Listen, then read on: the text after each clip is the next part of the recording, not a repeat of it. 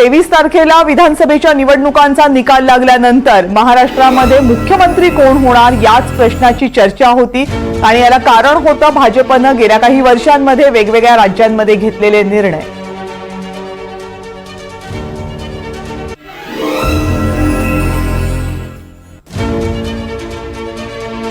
तिसऱ्यांदा देवेंद्र फडणवीस हे मुख्यमंत्री झालेत आणि त्यांच्यासोबत एकनाथ शिंदे आणि अजित पवार यांनी उपमुख्यमंत्री पदाची शपथ घेतली आणि देवेंद्र फडणवीस यांची शपथ पूर्ण होताच फटाक्यांची आतषबाजी केली जाते।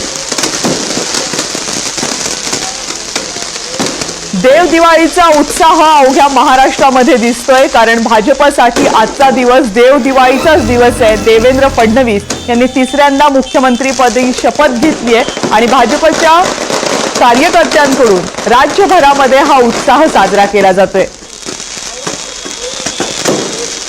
फटाक्यांची आतषबाजी करत वेगवेगळ्या ठिकाणी रोषणाई करत ही दिवाळी साजरी केली जाते।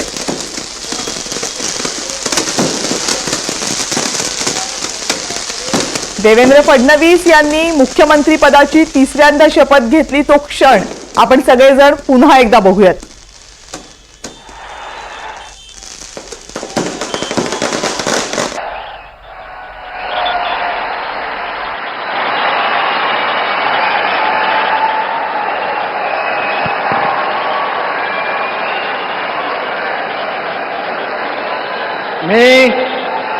मी देवेंद्र सरिता गंगाधरराव फडणवीस ईश्वर साक्ष शपथ घेतो की कायद्याद्वारे स्थापित झाले आहे अशा भारताच्या संविधानाबद्दल मी खरी श्रद्धा व निष्ठा बाळगेन।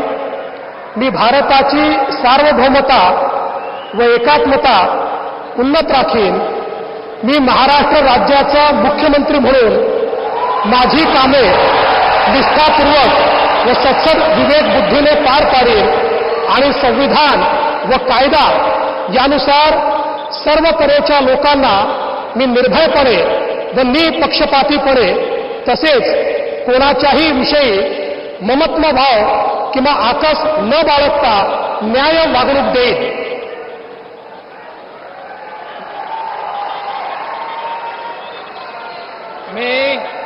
मी देवेंद्र सरिता गंगाधरराव फडणवीस ईश्वर साक्ष शपथ घेतो की महाराष्ट्र राज्याचा मुख्यमंत्री म्हणून माझ्या विचारार्थ आणली जाईल किंवा मला ज्ञात होईल अशी कोणतीही बाब असा मुख्यमंत्री म्हणून माझी कामे यथायोग्य पार पाडण्यासाठी आवश्यक असेल ते खेरीज करून एरवी मी कोणत्याही व्यक्तीला किंवा व्यक्तींना प्रत्यक्षपणे व अप्रत्यक्षपणे कळवणार नाही किंवा त्यांच्याकडे उघड करणार नाही।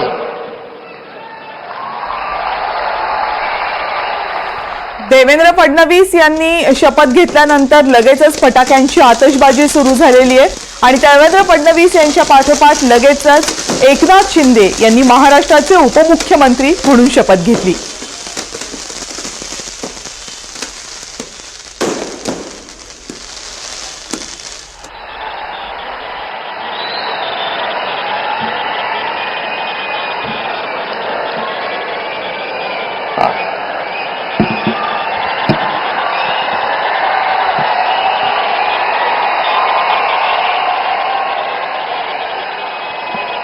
हिंदू हृदय सम्राट बाळासाहेब ठाकरे यांना वंदन। गुरुवर्य धर्मवीर आनंद दिघे साहेबांचं स्मरण आणि देशाचे कर्तबगार आणि लोकप्रिय प्रधानमंत्री नरेंद्र मोदीजी व देशाचे कणखर गृहमंत्री अमितभाई शाह यांच्या भक्कम पाठिंब्याने आशीर्वादाने तसेच राज्यातील 13 कोटी जनतेच्या आशीर्वादाने मी एकनाथ गंगूबाई संभाजी शिंदे ईश्वर साक्ष शपथ घेतो की कायद्याद्वारे स्थापित झाले आहे अशा भारताच्या संविधानाबद्दल मी खरी श्रद्धा व निष्ठा बाळगीन। मी भारताची सार्वभौमता व एकात्मता उन्नत राखीन। मी महाराष्ट्र राज्याचा उपमुख्यमंत्री म्हणून माझी कामे निष्ठापूर्वक व सत्सद विवेक बुद्धीने पार पाडीन आणि संविधान व कायदा यानुसार सर्व तऱ्हेच्या लोकांना मी निर्भयपणे व निष्पक्षपातीपणे तसेच कोणाच्याही विषयी ममत्वभाव किंवा आकस न बाळगता न्याय्य वागणूक देईन. मी एकनाथ गंगूबाई संभाजी शिंदे ईश्वर साक्ष शपथ घेतो की महाराष्ट्र राज्याचा उपमुख्यमंत्री म्हणून माझ्या विचारार्थ आणली जाईल किंवा मला ज्ञात होईल अशी कोणतीही बाब असा उपमुख्यमंत्री म्हणून माझी कामे यथायोग्य पार पाडण्यासाठी आवश्यक असेल ते खेरीज करून एरवी मी कोणत्याही व्यक्तीला किंवा व्यक्तींना प्रत्यक्षपणे व अप्रत्यक्षपणे कळवणार नाही किंवा त्यांच्याकडे उघड करणार नाही. धन्यवाद.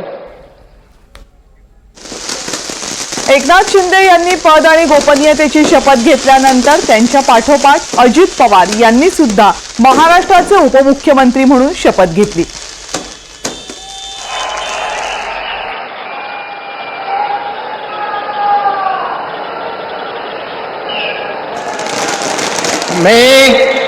मी अजित आशाताई अनंतराव पवार गांभीर्यपूर्वक प्रतिज्ञा करतो की कायद्याद्वारे स्थापित झाले आहे अशा भारताच्या संविधानाबद्दल मी खरी श्रद्धा व निष्ठा बाळगीन.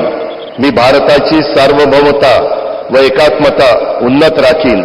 मी महाराष्ट्र राज्याचा उपमुख्यमंत्री म्हणून माझी कामे निष्ठापूर्वक व सद विवेक बुद्धीने पार पाडीन आणि संविधान व कायदा यानुसार सर्व तऱ्हेच्या लोकांना मी निर्भयपणे व निपक्षपातीपणे तसेच कोणाच्याही विषयी महत्वभाव किंवा आकस न बाळगता न्याय वागणूक देईन. मी अजित आशाताई अनंतराव पवार गांभीर्यपूर्वक प्रतिज्ञा करतो की महाराष्ट्र राज्याचा उपमुख्यमंत्री म्हणून माझ्या विचारार्थ आणली जाईल किंवा मला ज्ञात होईल अशी कोणतीही बाब असा उपमुख्यमंत्री म्हणून माझी कामे यथायोग्य पार पाडण्यासाठी आवश्यक असेल ते खेरीज करून एरवी मी कोणत्याही व्यक्तीला किंवा व्यक्तींना प्रत्यक्षपणे वा अप्रत्यक्षपणे कळवणार नाही किंवा त्यांच्याकडे उघड करणार नाही.